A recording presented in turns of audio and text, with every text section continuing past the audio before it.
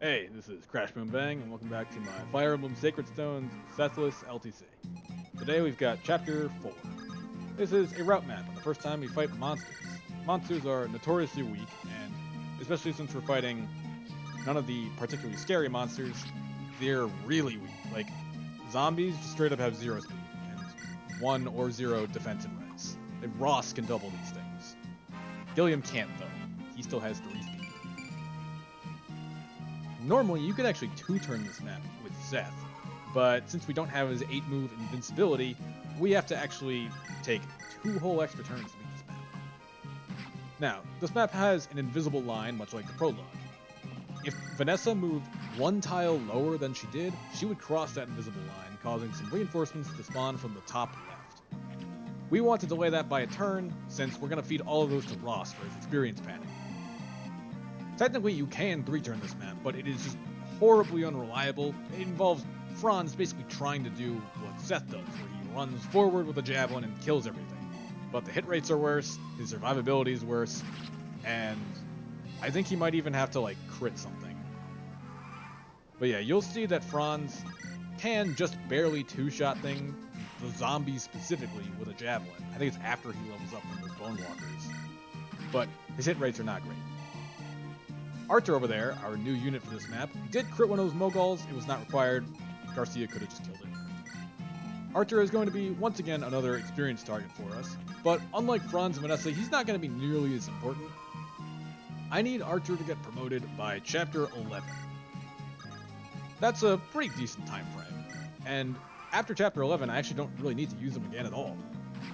Usually people would promote Arthur because they want him to be an extra staffer. As a bishop, he gets instant C stabs on promotion, and you can get that up to A rank for warp or just B rank for rescue. But in my case, I don't need his staffing at all, so I'm just gonna promote him for a combat role in that one chapter and never use him again. He's still pretty middling, a lot like Vanessa and Franz. He also has pretty bad luck, so he often faces crit from things. But he's got magic, at least. Unfortunately, it's light magic, so it is really weak. There's another new unit in this chapter, Loot. She's chilling in the village that Vanessa just flew by. She'll join at the end of the map even if we don't visit that village, so we can ignore her. Loot is functionally a worse version of Arthur. She's a mage with a lower base level, and even frailer. She has a better luck stat and a higher magic growth, but worse promotion options, namely she can't promote to bishop. Anyway, since Vanessa crossed that invisible line in the middle of the map, these 4 zombies spawn. 3 of these 4 zombies are normal aggressive enemies. One of them, however, is weird and dumb. You're going to see on the ensuing enemy phase, there's one zombie with an upgraded claw attack. He will move, but he will not attack. His AI will only attack enemies that are adjacent to him. So we'll be able to abuse that, but it also means that killing him on enemy phase requires some game knowledge. Anyway, while Archer and Eirika clear a path for Franz to go to the boss, Vanessa is chilling in the bottom left, just taking out those 3 enemies. And yeah, Franz does have to equip a javelin on this enemy phase in order to kill that Mogul, which I probably could have baited up and just given Archer instead, but I wanted more experience on Franz. You really gotta pad this out, because he does not have a lot of time to hit his promotion. Same with Vanessa, really. Archer has more time, and since he doesn't need to grind his staff rank at all, I can use him pretty passively.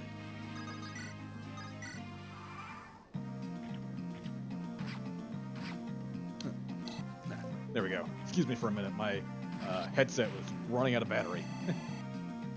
Anyway, yeah, you saw one of those zombies just move up to Gilliam and just say hi. Didn't actually attack him. That's the guy that we gotta actually worry about.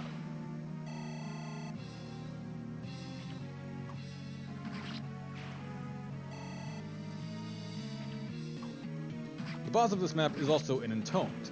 Those are promoted zombies who give a whopping 100 experience when anyone kills them, most of the time. I mean, when Seth kills it, he gets nearly 100 experience, I think. So yeah, that's a lot of experience we're giving to Franz, who sorely needs it. Unfortunately, it's on a forest, so we're gonna have to deal with some bad hit rates. Franz needs to hit 3 out of 4 times with that 58 hit rate. It's iffy. here's that weird Zombo guy. So, because Ross is standing right next to him, that zombie will not move. He'll just slap Ross, even though Mulder is right in range to also get attacked. Oh yeah, I should also say the village up there at the top, that just gives an iron axe. I really don't know why that village is there, but I don't need to go into it. I could have gotten into it. Calm didn't do anything in this map. He was just here. Oh, 59 hit. That's what it is.